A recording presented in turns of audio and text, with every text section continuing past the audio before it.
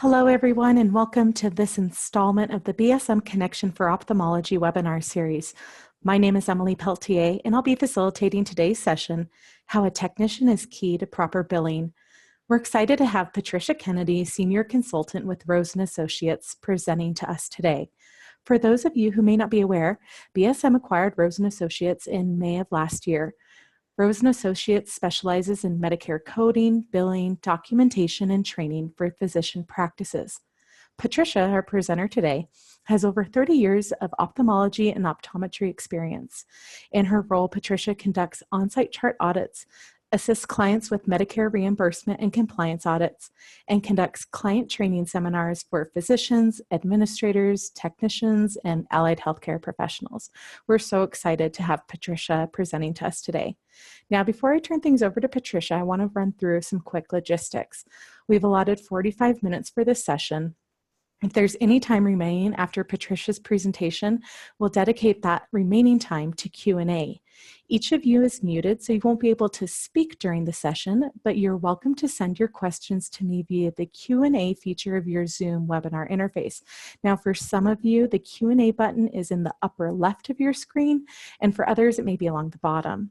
I'll hold your questions until the end of the presentation, and then we'll do our best to address as many of them as we can during the block time. If we're unable to get to some, those remaining will be answered via email within the next few days. We'll also be posting a recording of today's webinar on the BSM Connection website. Okay, Patricia, that does it for logistics, so I'm going to turn things over to you. Thank you very much, Emily. Hello, everybody. So this presentation is one that's near and dear to my heart, and so it's basically an unfolding of how my career has transpired into where I am now.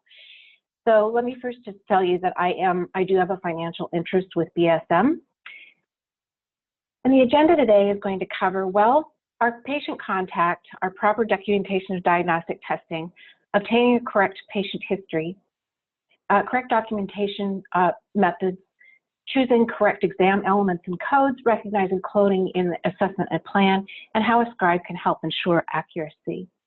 So this is sort of a little bit of a personal story to let you know where this comes from. When I first started in ophthalmology, I was exceedingly excited to be working alongside my mentor, physician I'm very fond of. And he basically taught me a whole lot, and I became hooked on ophthalmology. He joined a larger practice, and then we were dealing with billing folks and a lot more people. And I was very proud of standing at the elbow of my mentor. And I basically thought I had the most important job short of being the physician. And I dug my heels in at the billing door and said, this is not my problem. You guys need to figure this out. And I had a big old chip on my shoulder, and I was not the favorite of the billing department. As I progressed, I realized, well, I do have a fair amount to do with the billing part of this. And this whole presentation is how I came to realize that. So the technician to patient contact. The patient encounter, we are first to have access to the chart. When we're working the patient up, we're calling the patient back from the waiting room. We accompany and guide the patient through the visit and manage the process through the testing, through the history taking, and so on and so forth. And lastly, as a scribe, we have the access to the chart just before it's closed if you're on EHR, or just before you close it up if it's on paper. And we transfer then that information over to billing and for coding and billing. We are the primary communicators with patients. We manage incoming communication from the call center or front desk for triage. We then also talk to the patients about their medications and their treatment and their diseases. And we also help facilitate the communication with other providers. We collate information, and then we disseminate that then to the people who are taking care of these patients. We are the gatherers of information, there's no question. We manage outgoing communication to patients, pharmacies, and other providers. So we are key to the communication. We communicate also with the rest of the practice. So we talk with the front desk to talk about future encounters. We talk with other providers within the group, if you are in a group practice, for coordination of care of that particular patient. And then, of course, we are the ones who then have to communicate with the billing if the billing happens to have any questions about whether or not what the code should be, about the documentation that's in the chart, and clarification of care. So we are absolutely the disseminators of communication in the practice, more so than pretty much everybody else. So the history is typically what we then put together. That's the very first thing we do, usually, but it's not required, and I'll get to that in just a second. But the history is typically something that we as technicians working up a patient gather. It's usually not the physician, and we're lucky if we can get the physician to read our history, so we have to make it count. So the chief complaint is key. It establishes the medical necessity. It might be a symptom the patient is having, it might be a sign, something that they see, or it might be a condition that we've told them they have that needs to be followed throughout the years. All of that is required for all visits. So what I mean by that is your chief complaint must have either that symptom the patient is experiencing, what they are concerned about that they're seeing in the mirror, or the condition we've told them to come back to have covered. It's typically from the patient, but it doesn't always have to be. It might be from the family or caregiver. You just make a note of it in the chart. There are occasions when a patient is referred in from another physician and doesn't know why they've been referred in. And so now you're stuck because you don't have something to put in the chief complaint. So you may have to call the referring physician and say, great, how come you sent this patient? I'm an established patient.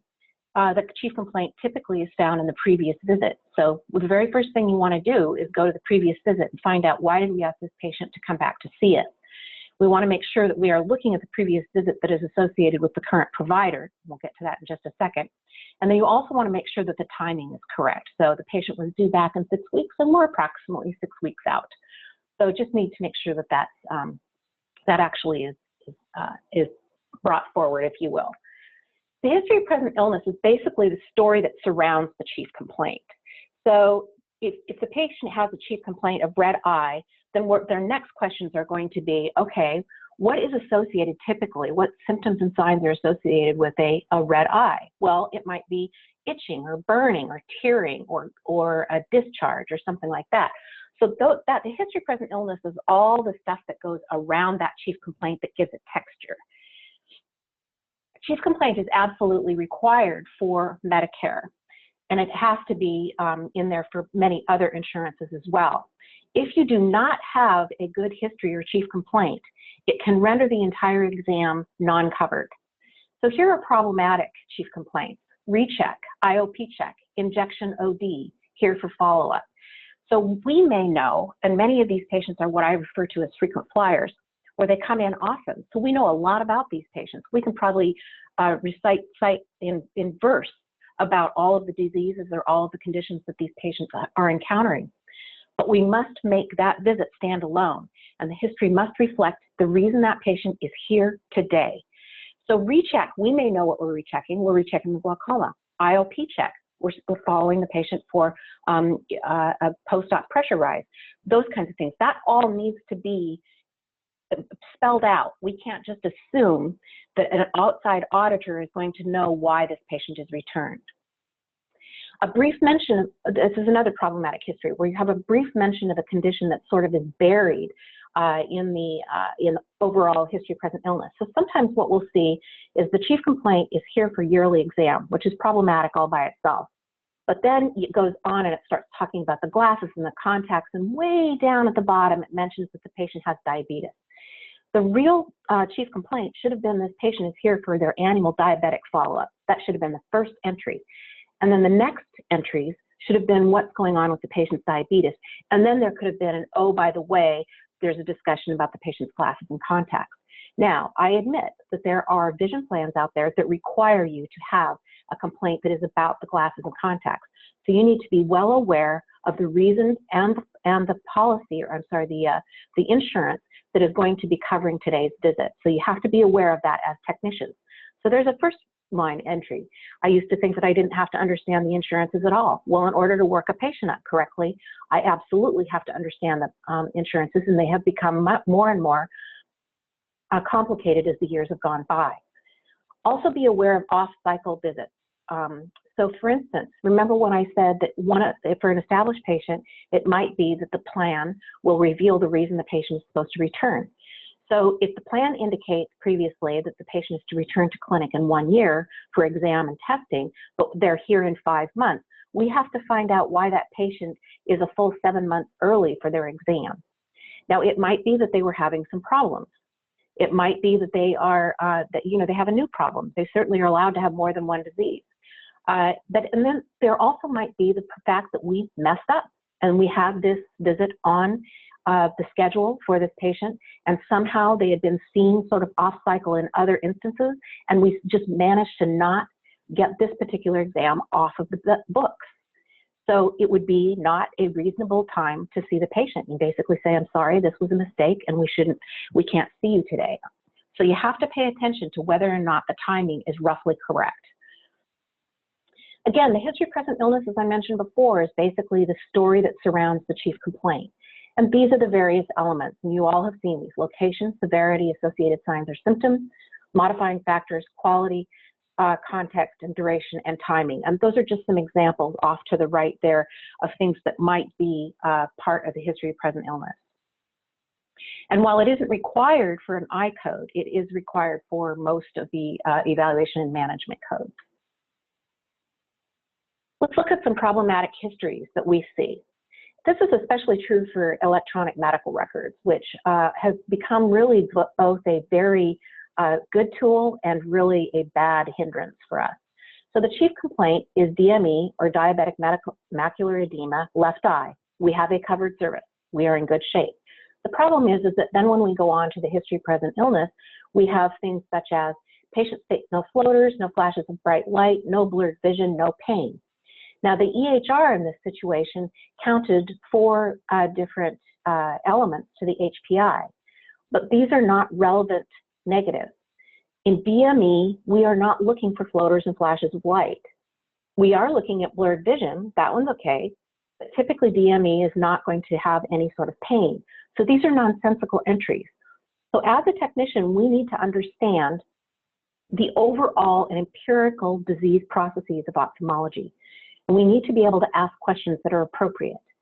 And what happens with EHR is that they usually have drop-down menus where you're just simply filling in as you go because you're required by a supervisor to fill in 4 different elements.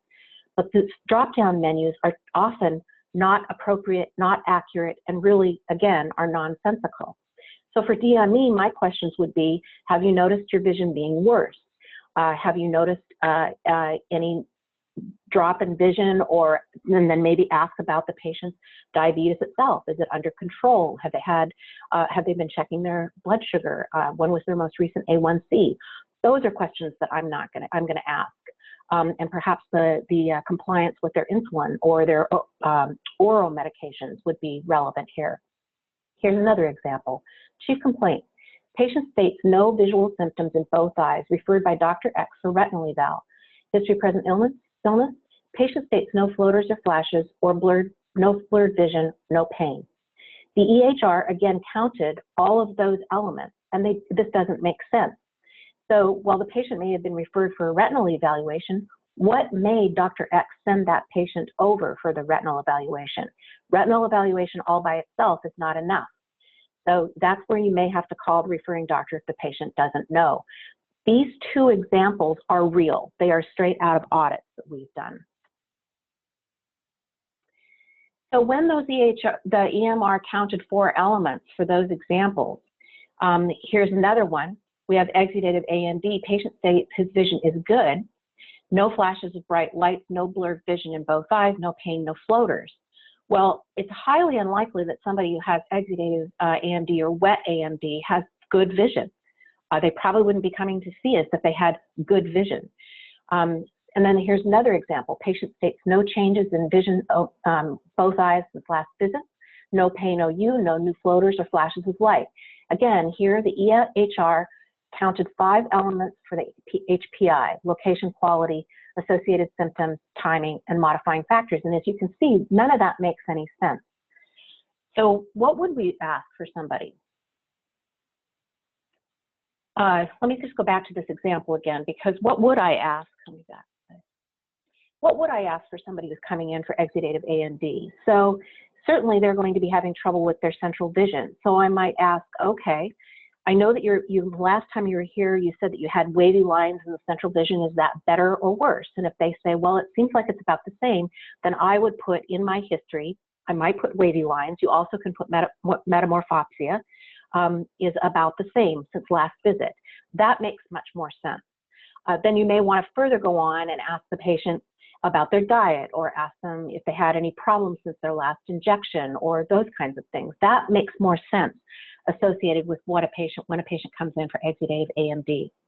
Now, I'm also aware that there are some EHRs out there that require you to use the drop downs, or it will say you didn't get an HPI, and that's problematic. So what we recommend is that if you get an HPI that is really nonsensical, just go ahead and put something in so that then the EHR will not ding you for not getting an HPI, but then free type in what is really relevant for this particular patient. What some people do not know is that the history of presenting illness must be obtained by the rendering provider.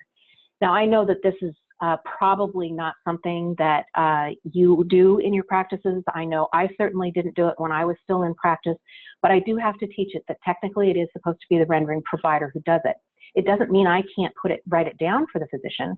So I might say the HPI was dictated by my boss, Dr. I.C. Well, and I don't write. I wrote it down for him. The mental status must also be observed and documented by the rendering provider. So that's where you see the oriented to person, place, time, or not, mood and effect, appropriate or not. So that's just a little side note that those things are supposed to be provided by the provider, him or herself. Here's a problem that we see quite a lot. The review of systems, which is typically for evaluation and management coding, but we find will be filled out every single time the patient comes in. According to the guidelines, you should only cover body systems that are relevant to what the history is today. So if a patient comes in for say, itchy, watery eyes, we certainly do not have medical necessity to do a soup to nuts review of systems.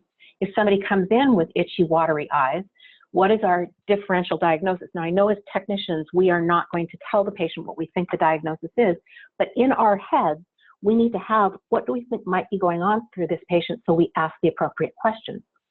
So the first thing that I would ask, of course, is whether or not this patient has any allergies. You know, do they have allergies to things in the spring or things in the fall, trees, etc. I also might ask if there's anything that's going on constitutionally. Are they experiencing things in the rest of their body, very generically, to see if there might be something related to that.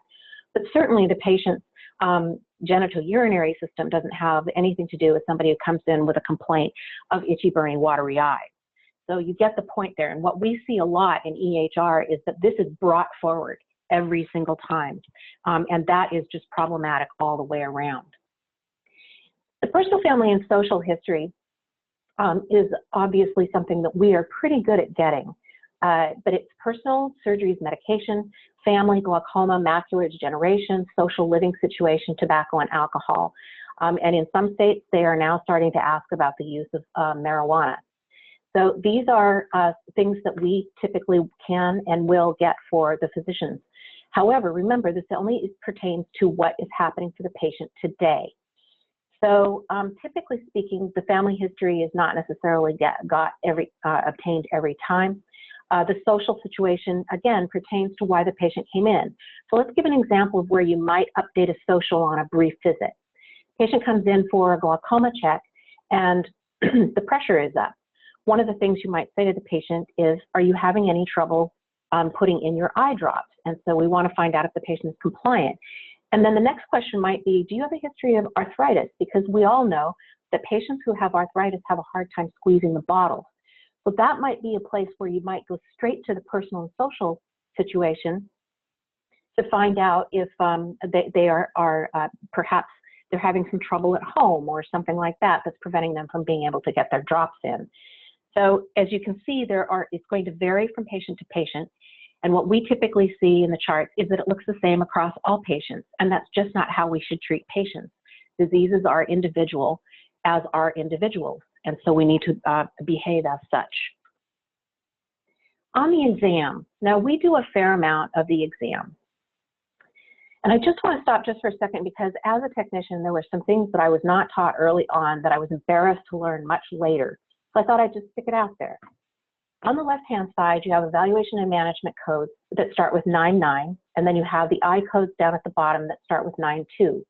If there's a 0 in the fourth digit, if you will, then that is a new patient. As opposed to over to the right, you have the evaluation and management codes at the top of the slide, and then the I codes below. But there is a 1 in the fourth digit in this situation, and that is for an established patient. So the 9-9 codes are used by the rest of medicine. So if you go see your cardiologist or your hematologist or whatever, they are going to be using only the 9 codes. We have the added benefits of also having I codes. They came about a number of years ago when optometrists started to be able to accept Medicare. So we have a total of 14 different possible codes, and they all should be used at one time or another. The extent of the exam is always, I'm going to emphasize, always based on the reason for visit. Performing all elements every visit is medically unnecessary. The code choice must be chosen at the completion of the service. We don't want to simply fill in all of the fields on your EHR or fill in all the spaces on your paper just to get to a certain code. And filling I codes is not always the appropriate choice. So that's important to know because I know that they're easier, if you will, but they are not always appropriate. Let's look at an intermediate eye exam. This is going to be a 92002 for a new patient, a 92012 for an established patient. The requirements from CPT are usually found verbatim in your Medicare policies.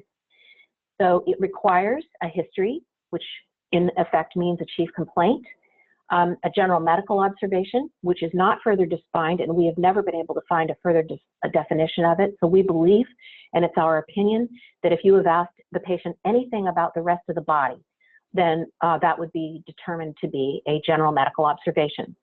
So if a patient is here and has diabetes, and you ask the patient about the diabetes, we believe that's a general medical observation. If the patient comes in for their annual cataract exam and you say, how is your general health? And they say, doing pretty well, we believe that would be okay for a general medical observation. It further requires external and adnexal exam and other procedures as necessary. So as you can see, it doesn't take very much for an intermediate eye exam. Comprehensive eye exams, again, they usually are quoted verbatim in the policies for Medicare. They require a little more. Requires history, evaluation of the complete visual system, a general medical observation, external and adnexal exam, gross visual fields, and basic sensory motor exam. It is not equivalent to dilation. And where we see this most often is in retina specialty offices, where the physician thinks that if I've dilated them, then it automatically goes to a comprehensive eye exam. And that simply is not appropriate. So I find in CPT, it is a bit amusing that the requirements such as gross visual fields and basic sensory motor exam are required, but a slit lamp exam and tonometry and dilation are optional. But go back up to the second bullet, and it says evaluation of the complete visual system. So in some ways, CPT kind of contradicts itself. So be aware that you always need to look basically at the entire visual process for a patient. And it means both eyes if the patient has two eyes. So E&M codes might be appropriate in other situations. So for instance, let's look at really limited exams, not meeting requirements of an intermediate eye exam. So let's get a couple of examples, because I think we learn best by examples that we see every day in the clinic. Let's say that you have a glaucoma patient who comes in and they're on one eye drop, and the target pressure that's intended for that patient is 16 in each eye. And so you check the pressure as a technician and you realize, oh my goodness, we're up to 19 in each eye, which is above. So you further go back and you fill in a little bit more on the history that you have asked the patient about their compliance. So remember earlier on when I said that the history is usually something that we get at the very beginning? If you have a patient either who will not give you a history to fill out, or you don't have much of a history, or you get additional history as you're talking to the patient during the exam, there is nothing that says you can't go back and augment the history that you've taken or modify the history that you have taken. So this patient has a target of 16, they're 19 today. Your physician comes in, sees the patient, says, okay, this is not good. I'm going to have you try a new eye drop, either monocular or binocular. I want you to come back in a week, and we're going to see if that drop brought you back under target. When that patient comes back in a week, and you are simply doing a med check, and the pressure is now 14 in each eye, the drop obviously did what the physician wanted it to do. So that is a very down and dirty, quick, do not pass go or collect $200 exam. What's the reason the patient came in? To see if the drop worked. That would be a low-level 99212, problem-focused exam. There's also those patients who come in who are high complexity. You know them. They're the ones that usually stop the clinic and put us an hour behind if we aren't there already. So it's usually somebody who has a lot going on. There may be going to be your patients who have diabetes, where we need to take them to cataract surgery, but their diabetes is not under control, and so you're having to manage with the endocrinologist to make sure it's okay to take the patient to surgery. It might be a patient who has a lot of retinal disease going on, and you're trying to figure out whether or not cataract surgery is going to be beneficial for this patient. So you might be working with a retina specialist, or you're having to ask for more tests or so forth. You know these patients. They're more than your garden variety vanilla cataract patients. So set aside the high level 4 and 5s for those patients. In a mixed OD-MD group, typically what happens is the OD sees the patient first in a lot of these practices. And they are usually seeing the patient because the patient complains of, let's say, blurred vision. And so the OD bills a comprehensive eye exam and then says, oh, Mrs. McGillicuddy, I think that you have cataracts, and it might be a good time for you to see somebody about having them taken out. So I'm going to refer you to my cataract surgeon who's down the hall. I'd like to have you make the next available appointment. Well, typically, because these are surgery patients, we usually have places in our schedules to get them in relatively quickly. So the patient comes back in 1 or 2 weeks. Do we have medical necessity to build another comprehensive eye exam? And the answer is, without a huge change in the patient's complaint, probably not.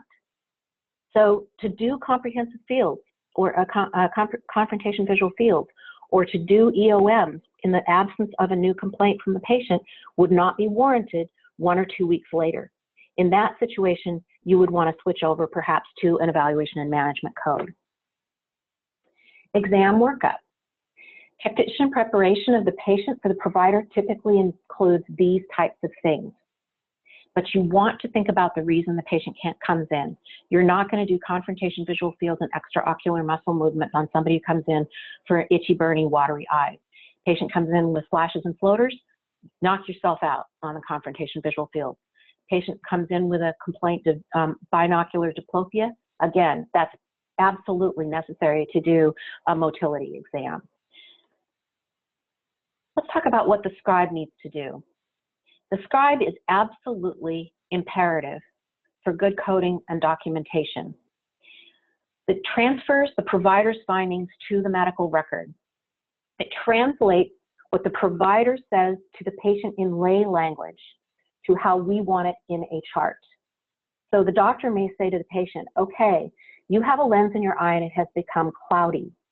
What are we going to write in the chart? The patient has a cataract. He might say, or she might say to the patient, okay, there's a place in the back of your eye that helps you with your best acuity, and it has some little spots on it. What are we going to write in the chart? The patient has drusen.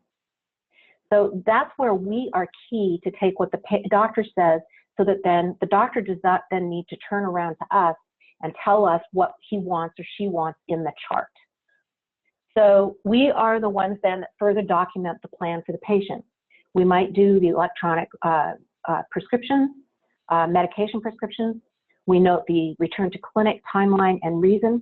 We might note that when the next exam is supposed to be, and if any tests are being ordered, the surgical workup, the surgery and injection plan. All of those are things we help get the doctor get into the chart for the physician. We then, of course, may link the quality reporting measures, and then we may be helpful in choosing the CPT, the HCPCS codes. HCPCS codes, for those of you who don't know, are our J codes, like for the drugs.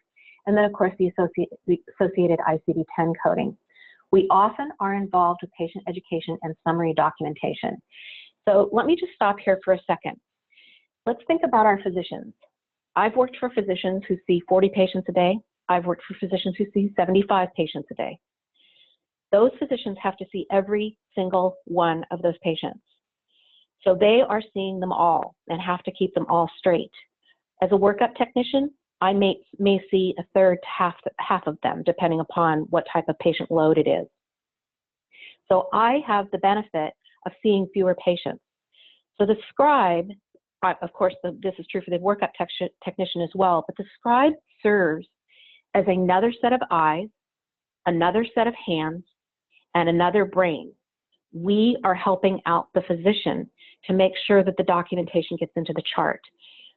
Physicians are human, and they can only do so much. So we serve as an extension to our doctors. So when we are looking at our chart, we want to be really proud of what we're putting in there on behalf of our physicians. Are the diagnoses supported by the exam? Are they noticed as stable, better, or worse? Is the appropriate staging applied? Does the first entry match the reason for the visit? So let's break that down a little bit. Sometimes what will happen is we get going too fast and we fill in the electronic record with normal findings. And we forget to go back and change the things that are actually abnormal. So it might say that the patient has a cataract, but you go up and you look and the lens says clear nucleus, cortex, and capsule. So clearly that's a disconnect. The staging usually applies, of course, to glaucoma. And again, the first entry must match the reason the patient came in. So if the patient came in for a red eye, then the first diagnosis must be what is associated with that complaint. Was it a subconj hemorrhage? Does the patient have bacterial conjunctivitis, and so forth?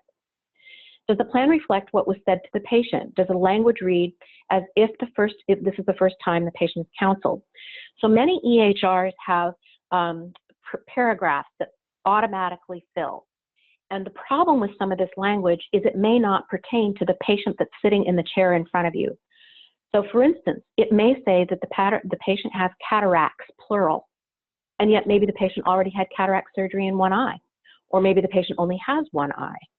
It may be that it says that the patient has wet AMD, and the verbiage of the paragraph then goes on to say that the condition was explained, the prognosis was explained to the patient as if this was the first time you discussed it with the patient. And that's not true. A lot of these patients are coming in monthly. And after 3 or 4 years, you certainly are not discussing the soup to nuts of the disease that this patient has. You're probably saying, okay, you still have the wet AMD. It seems like the injections are keeping it at bay. I think we should continue with the same course, and that sort of thing. So you're going to change the language for somebody who's returning. So again, we have to stop assuming that the language that is filled into our EHR applies to every patient that comes in. So an example that I see is that let's say that the patient comes in and they have cataracts. And so you do your exam, and one of the things that's required is you need to make sure the patient will benefit from cataract surgery. Well, do they have other disease that might be contributing to their loss of vision? That needs to be noted. The patient has end-stage glaucoma. Are we really going to get anything for this patient? Or the other thing is this patient is one-eyed. If you have a one-eyed patient, you're going to have an entirely different conversation with that patient than if a patient who has two eyes. Not that I wish bad on a patient with two eyes for a complication, but when you have somebody with a one eye and you take them to surgery, the stakes are higher. And so that you are going to have a different conversation with that patient, and that plan should reflect that. Be a nudge. I used to just, without embarrassing my boss, I might just simply point to the place on the chart and say, hey, Dr. G, did you see this time? Did you want to make a note on this, or does this not matter today? Or I might say, this one was graded like this last time. Is that what you're seeing today? So I didn't embarrass him in front of the patient, but I was just nudging him, letting him know that maybe there was something that wasn't matching up quite right. And confirm with the provider the finding from the previous visit. So let's say the patient the last time they were in had a hordeolum, and the patient is here today for their glaucoma. You might want to say, hey, Dr. G, how's that hordeolum doing for the patient? We're not trying to practice medicine. We are just simply trying to help our bosses out. Review the chart for accuracy and validity. Does it make sense? And then verify it with your doctor and make sure it is not cloned. Diagnostic testing. So the physician order is really key. I'm going to speed up a little bit just for the time's sake. So basically here, for a physician order, in a nutshell, most of the tests that are done in an ophthalmology practice are done by somebody like you or me. I do not have a license to practice medicine. So I am basically operating off of my physician's license. So I must have a complete order in the chart for me to be able to do the test. So if there is not an order in the chart, it is incumbent on me as a technician to go and talk to the person who ordered it or did not order it, or you presume wanted it, and say, I need an order in order to be able to do this. So the order needs to have a diagnosis, a sign, or a symptom, the specifics, maybe the method of the test that you're going to do, and special instructions. So an example of that might be, we have an occasional patient where we do not do the right eye first on visual fields, for instance. We do the left eye first. So that would be an example of a special instruction. And then you have the test modality. So there are different OCT machines, for instance, and some physicians like this OCT for this disease and that OCT for a different disease. So that's another thing that you want to have in your order. And you want to make sure that the person who is ordering the test is the one who's going to be using the results. So these are some examples of inadequate ones. So 3 months OCT, 6 months photos, well, photos of what, and external or fundus photos, visual field OU, and so forth. You can see that these are vague.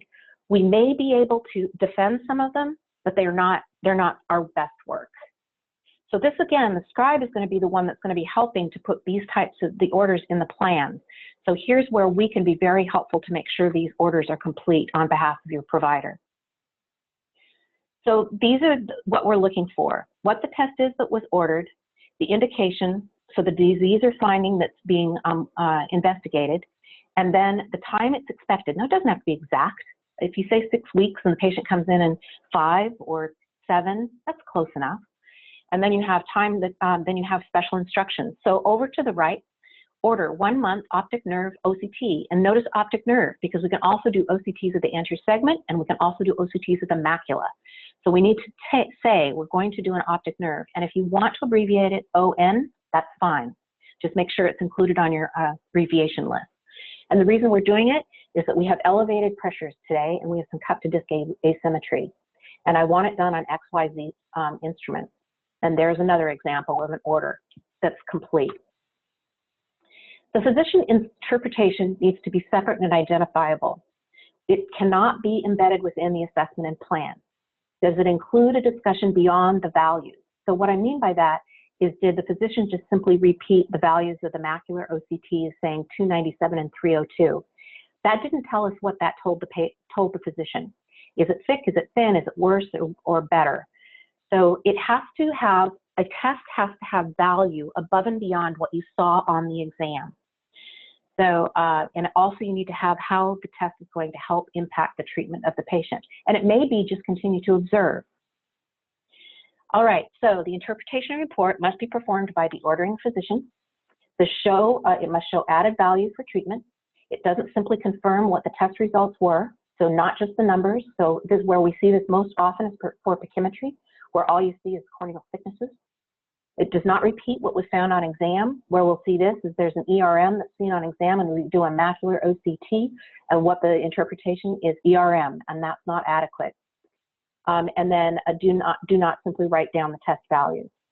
And it must be separate. Now, does it have to be a separate piece of paper? No. Does it have to be a separate screen in the EHR? No, but it should be a distinct entry somewhere within the record.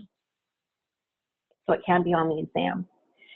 Here are poor examples of interpretations and reports, and you have the slides, so I won't read all this to you. Proper example.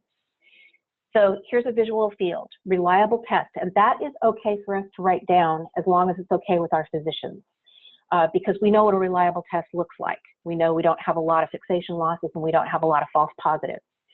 Increased density of superior arcuate scotoma on the right eye since last test of April 2017. Question, early nasal step on the left eye. Consistent with creeping IOP, normal tensive glaucoma worsening right eye greater than left, stress drop compliance, added XYZ drop, both eyes once a day, return 7 to 10 days for IOP check, target IOP is 14 in both eyes, consider laser. So you can see that isn't verbose, and you certainly can shorten it even more, but there is an example of a good one where the visual field is getting worse. Now over to the right, here's one where maybe it's a baseline visual field for somebody who's a glaucoma suspect. So we have no loss of sensitivity seen in both eyes. It's a full field in both eyes, but we still this patient still is going to be continued as a glaucoma suspect who is high risk, and here are the reasons. The patient has a family history of it, has moderate cup to disc ratio asymmetry, and has high normal IOPs. We're going to continue without meds, but we're going to monitor closely. Here's one over to the right, macular OCT. The right was 322. It's increased subretinal fluid, active exudative AMD, no heme at this time. Left eye, 297, intraretinal cysts appear the same as about a month ago, stable AMD.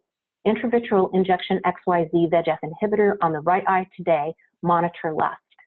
So you can see the difference there. Talking just a bit about EHR. It's both a blessing and a curse, as I referred to earlier, and there are the reasons. The take home on this in a nutshell is clone documentation is where we're bringing findings from previous visits forward, and they often will include typos and misspelling, which is kind of embarrassing. And it also can be that you're pre-populating the fields with normal findings. It can create contradictions. It can create doubt as to whether the element was actually performed, and it makes it overall very difficult to code because if everything is filled out every time, we don't know as technicians what was really medically necessary. Okay, it can mean copying and pasting, which we talked about earlier, and it can happen in paper charts as well. And considered when the medical documentation is exactly the same from different patients or across patients. So be careful about clone documentation. Some of it can be very damaging. And I'm not just saying about coding. We've seen some documentation that is so badly cloned that it actually went on for months on a one-eyed patient where basically the one eye, the blind eye, continued to be marked as normal. And so what does that do to your overall credibility or validity of the chart? And remember that a chart is not just for medical, it's also medical legal. So if you do 14 elements or for every exam, on every patient, on every visit, the frequency of codes is likely going to show up for Medicare, and they're not going to find it medically necessary to do all those things. These are some examples of some cloned documentation. So I'm just going to hit the highlights here. So the over to the left, the nerve is the cup to disc ratio is 0.25, vitreous opacities. The patient is status post PPV with membrane peel, and so that's what was on the right eye. And on the left eye, we have that the optic nerve is a 0.1. We have 30% air. 30% air. That's a key thing right there because after we do a vitrectomy, we typically fill the air either with lit fluid or with air, and then the other parts of the exam. Now that left eye remained the same for 6 visits over 3 months through 5 months after the PPV. So after the post-op period, that air should have been absorbed long before 5 months out. So that's an example of where it's quite dubious. Here's another one where we have that the patient has 2-week follow-up for blepharitis, and we do the vision. I don't know why we did confrontation visual fields on this patient or EOM. And look at this, lids normal for age. And we did a complete fundus exam on a patient who's here for a 2-week follow-up on blepharitis. And notice on the cut to disc, all it had was a period. It was just a dot. It wasn't a typo, it was just a dot. And it just kept going.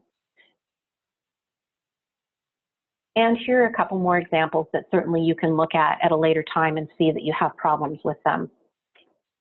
You will also see cloning in the documentation in the assessment and plan. You want to make sure that everything is current and relevant and you have not simply pulled forward legacy diseases. You only want to list today what is addressed on the exam today and make sure that it's not contradicted by the exam today. And make sure that you're not including diseases that might be followed by other physicians. So if you have a retina specialist in your practice, then the cataract doctor and the glaucoma doctor are probably following those diseases. So those are not necessarily going to be addressed, certainly not on every visit by the retina specialist. Okay, here's some examples of assessment and plan, and we're running out of time, so I'm just going to show you a couple of things that we find. This is something I see quite often, and it's embarrassing for us as technicians. The confrontation visual field was marked as full to finger counting in both eyes. It's highly unlikely that these visual fields would be normal to confrontation if you're doing confrontation visual fields properly.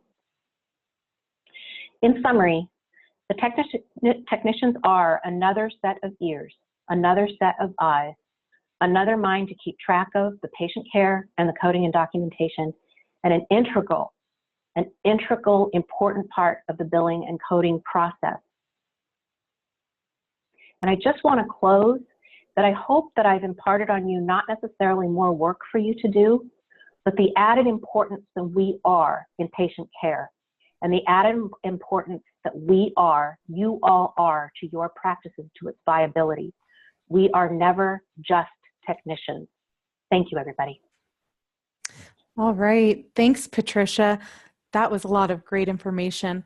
I received quite a few chat messages from our attendees asking if we can email this recording and slides to share with their techs, and absolutely no problem.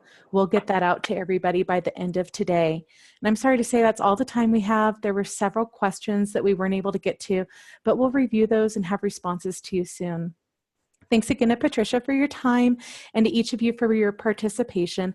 As I mentioned, we'll send this recording and slides to your email, and it'll also be archived on the BSM Connection website for future reference. Lastly, if you're attending AAO in Chicago later this week, be sure to stop by BSM Consulting Booth 350 and say hi. Patricia and other members of the Rose & Associates division will be on site and can answer any coding and compliance questions you might have. We hope to see you there, and have a great rest of your day. Thank you, everybody.